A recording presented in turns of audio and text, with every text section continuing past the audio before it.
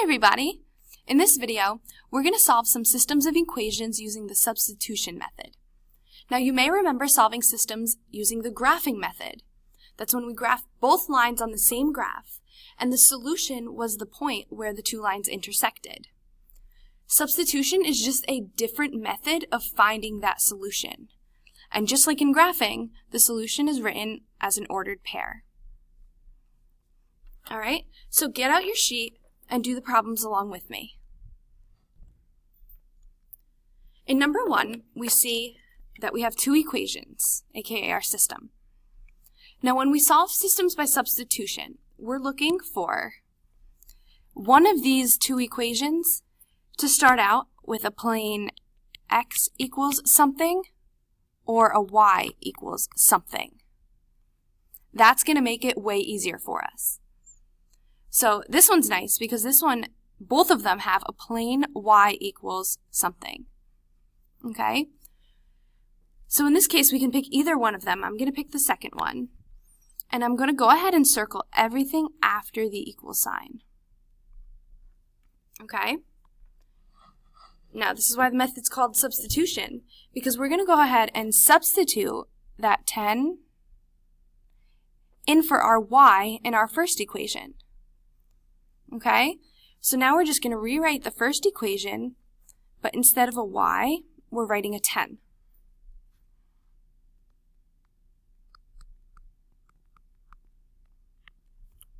And then we can just go ahead and solve for x.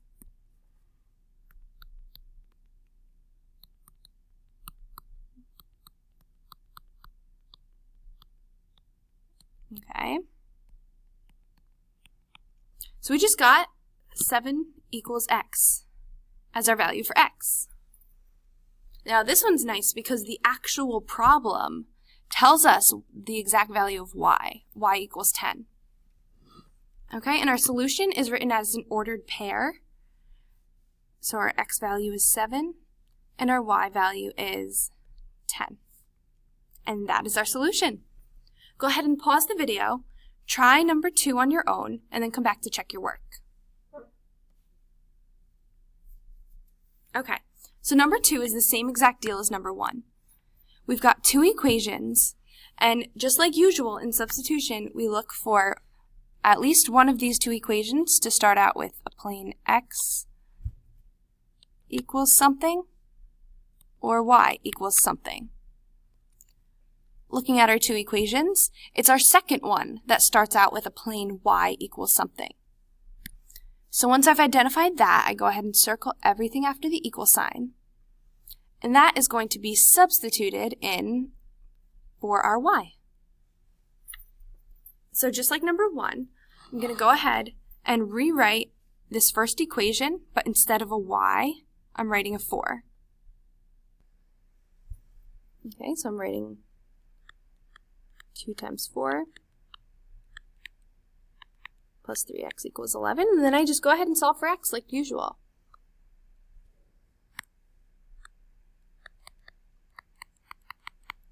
Subtract 8 from both sides. You should know how to solve equations. Divide both sides by 3, and I get x equals 1. Alright, I figured out what x is. And this one's nice again because the actual problem tells us exactly what y equals. We don't even need to do anything to find it. So then we just put it in our ordered pair and we're done. 1 is our x value and 4 is our y value. Alright, good job. Let's keep going. Alright, number 3. We have our system of equations here, and like usual, we're looking for one of those equations to have a plain x equals something or y equals something. In this one, it happens to be the second one. So we're going to go ahead, once we've identified that, circle everything after the equal sign. Okay? And that happens to be x plus 2.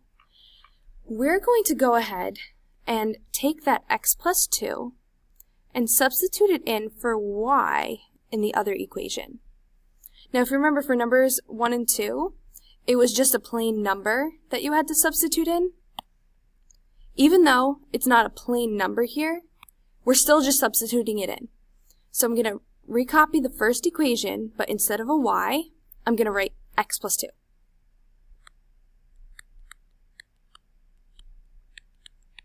And keep it in parentheses, obviously. Okay? And then I just distribute, so I've got 5x minus 2x minus 4 equals 5. Combine my like terms.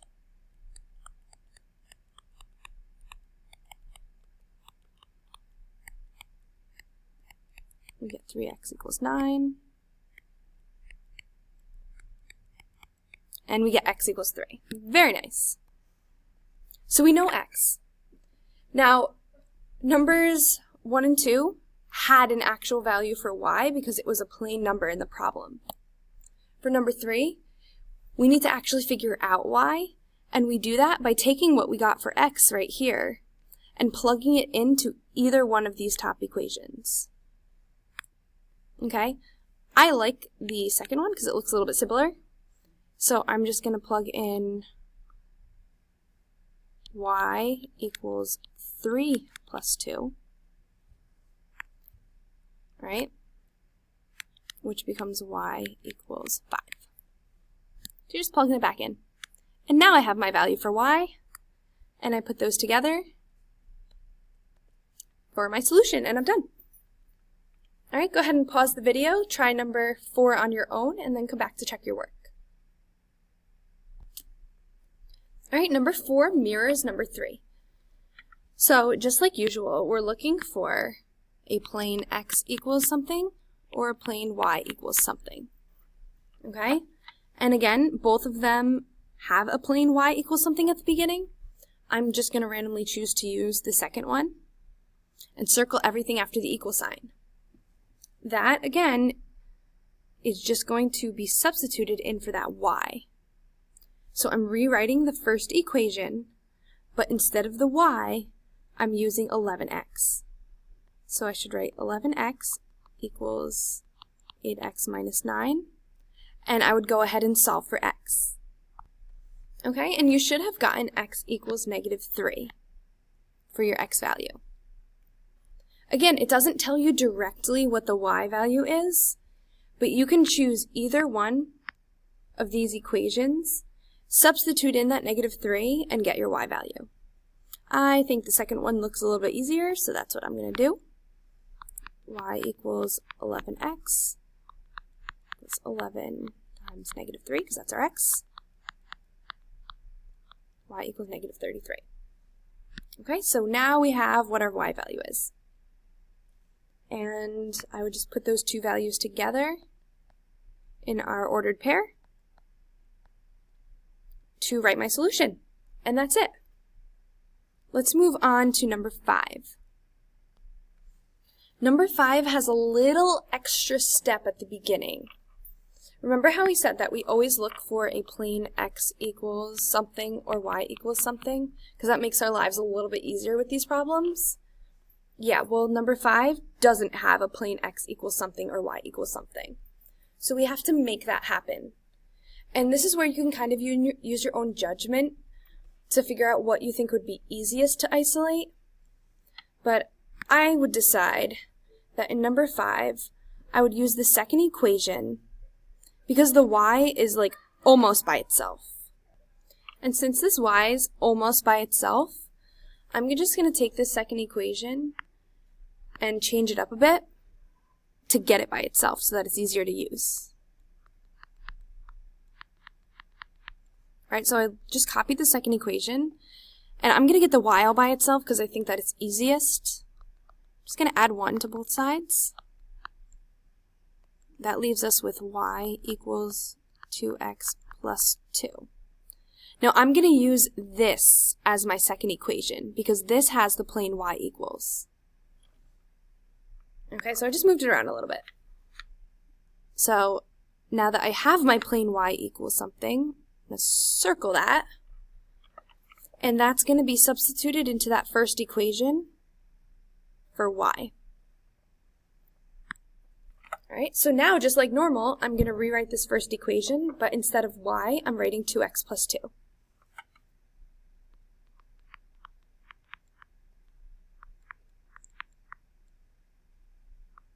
that's my first equation. I'm substituting in that 2x plus 2. And now I just solve for x like normal. Distribute this. Oop. It's a 6. Okay, I'm combining my like terms.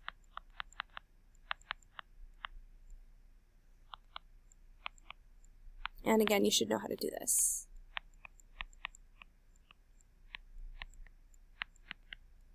X equals 2. So just like normal, I got my x value, and now I can go ahead and plug it into any one of these two equations, or I can even plug it into this one because this equation and this one are the same thing, just changed around a little bit. So I'm going to plug in my 2 for x into here. So y equals 2 times 2 plus 2. I get y equals 6.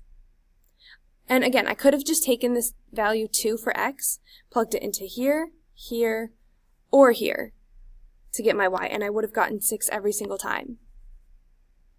Okay, now I just take my x and y value that I found.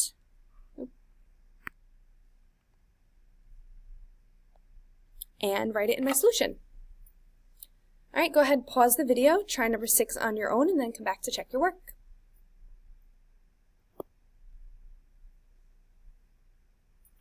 Okay, number 6 is the same deal as number 5.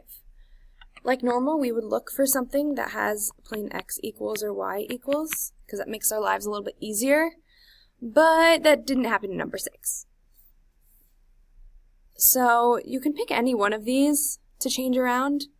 I'm going to pick the second one, just because that seems to be my pattern for this video. I'm picking the second one, and I'm going to isolate the y. So I'm going to take that 2y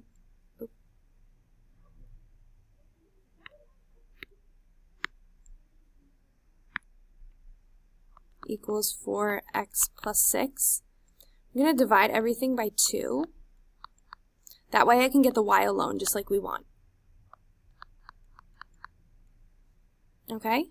Now,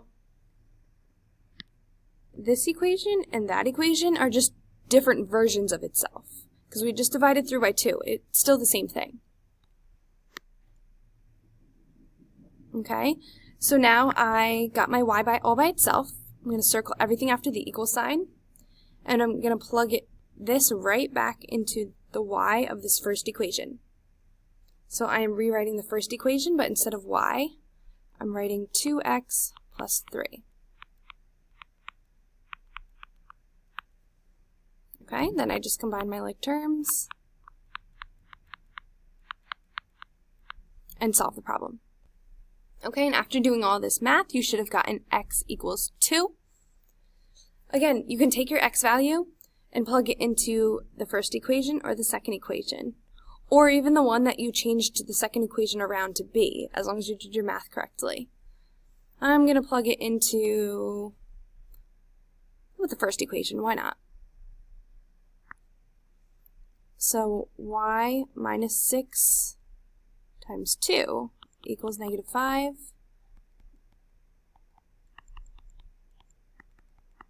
At 12. And I get y equals 7. And again, I would have gotten y equals 7 whether I plugged this 2 into here, here, or here. Same answer. So then I just put it together, and 2, 7 is my solution. Alright, so that's solving systems by substitution. I hope this helped. Great job. Bye-bye.